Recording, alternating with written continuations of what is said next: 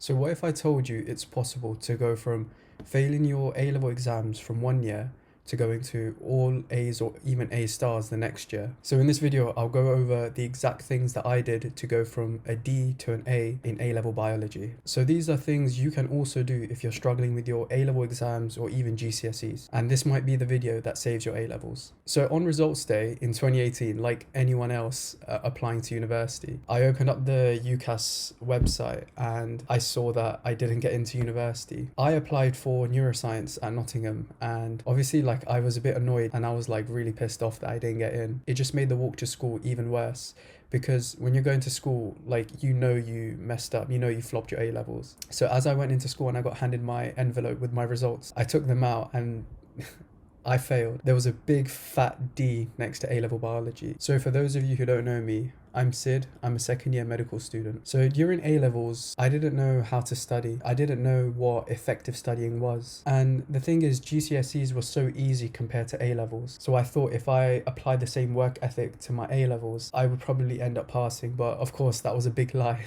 And I used to waste so much time. I remember there was once where we had a chemistry test and I had the whole half term to revise for it because the test was at the beginning of next term. And all I did that whole term was just watch Netflix. I literally didn't do anything else. I was just watching fucking Brooklyn Nine-Nine. I was just binging it. So I was a big procrastinator. And that's the reason why during my resits, I decided I really needed to delete all of this stuff. So I deleted Instagram. I was off Instagram for a year. So you're probably also going through a similar thing, or you're just starting A levels and you want to understand the actionable steps that you can take to get the top grades, to get your A's and A stars. Or you may have limiting beliefs about yourself. Sometimes you might think, and this is what I used to do, I used to think I'm not smart enough or I'm not cut out for this work, but it's not true.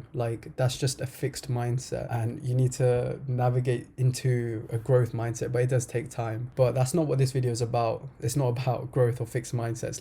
I'll make another video on that another time. But just trust me, if I can do it, so can you. So let's get into it. So the number one thing I'd say is to do past paper questions first. This is for people who have a problem with not knowing how to start your revision. Now, the reason why I would say to do past paper questions first is because the answers in those questions are literally the exact answers the examiners are looking for. The mark scheme, that's your golden ticket. So literally go to your exam board website. So for biology, for me, was AQA. So I will just go onto the AQA website and I will have a look through all the exam past papers that they have up there. Another website I used to use back in the day was Physics and Maths Tutor. I don't know if it's still online, but if it is, I'll plug it in the description somewhere. And the thing with doing past paper questions is that the questions are repeated a lot. As you're doing the past papers, so let's say you work from past papers about 15 years ago, you would notice a trend. There are a lot of questions that come up that are pretty much the same, but they're just rephrased. So, not to copy from last year's or something. And that happens a lot. And this is the reason why you need to do past paper questions first. Just get them and just complete them. Now, the second thing I'd say is try and understand the content rather than remembering it. Because some people would try their hardest in exams. When you're in an exam and you're just trying to remember certain structures or something. Take chemistry, for example. If you're trying to work out the reaction mechanisms or what's going on, and you just force yourself by rote memorization,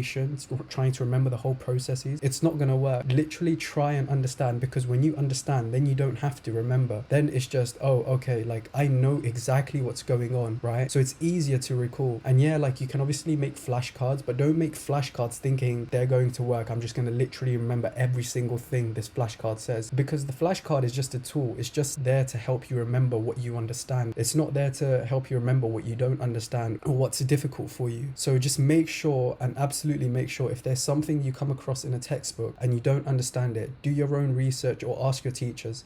Your teachers are literally your best friends here. I'm not even joking. So after school, go to your teachers and just get some clarification on what it is the textbook is saying, just so you understand. So next is tracking your revision. So a lot of times the problem people have is, I don't know what to revise today. Now, I'll help break this down using biology. Okay, so when I did biology, I think there were about 10 or 12 subjects, right? So in the left hand side, what you would do is you would write each topic 1 to 10, and then on the top column, you would just write dates.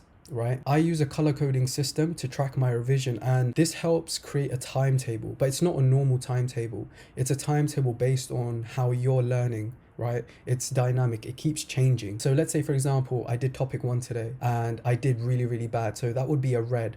And then topic 2 was a green because I did really, really well. So then you know when you come back tomorrow that you're going to do topic 1 because you were the worst at it, and you will keep filling these blocks in until they're green. Do you get what I'm saying? So that's what I would do when it comes to tracking my revision and understanding what it is I actually need to do each and every day. And you can obviously do this for multiple subjects. So you can have one for biology, one for chemistry, one for like psychology or something, because it's just so much nicer, right? Everything is organized and it's succinct. Okay, so the next point, it's a bit controversial, but don't make notes. Don't make notes, because a lot of times students, what they do is they waste time making notes. And me too, like I was literally that guy. Like I would sit in year 12 in my study center making notes from the textbook. Like logically speaking, it makes no sense. Why are you regurgitating what the textbook is saying? The reason why I did it is because I used to see everyone else do and I thought it was the right thing. My older siblings went to sixth form and college. I used to see their notes, so I thought, okay, yeah, like this is the right thing. But the thing is with A-levels, everything is so nicely and neatly displayed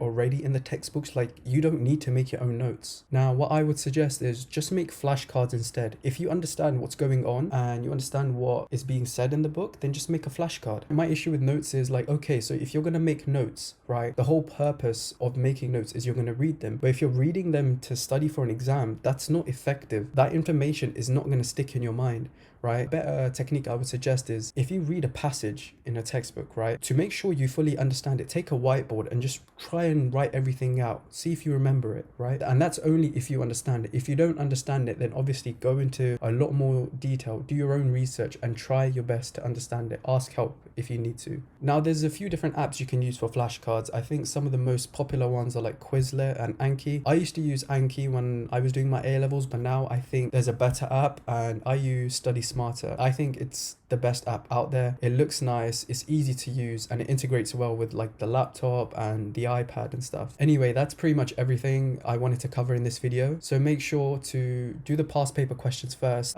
Try and understand information rather than remembering it. Make flashcards when you get things wrong. Okay, so another tip I forgot to mention was when you're doing a past paper and you come across a question, so let's say you've done 5 past papers and there's like a recurring theme that you're getting this specific question wrong from this specific topic. Now what I would do is if there was a question in biology that I got wrong, right, I would simply just make a flashcard out of that question and add it to my flashcard decks. Now because the thing is, if you don't act on it and simply just like mark it as right or wrong and just move on to the next past paper, chances are if that question comes up in your actual exam, you're probably going to get it wrong. So just make sure when you get something wrong to make a flashcard out of it and just add it in. Now of course if it's something like maths, like you can't really make flashcards because it's just problem solving, right? So you can't really make flashcards out of maths. But yeah, that was just something I forgot to mention. But yeah, that's pretty much everything I wanted to cover in this video. I hope you do find it really useful what I've said, and try your best to like incorporate everything, because that's literally what changed my grade from a D to an A in a single year. Now if you did enjoy this, please like the video and share it, because it literally helps out with the YouTube algorithm and it lets people who really need to see the video see it and get their value from it. Also, just before I go, I made a free ebook you can download, and it's got like the top 3 productivity hacks that I recommend every student should know. It's literally for free, so I'll put the link to it in the description. But yeah, I'll see you in the next one.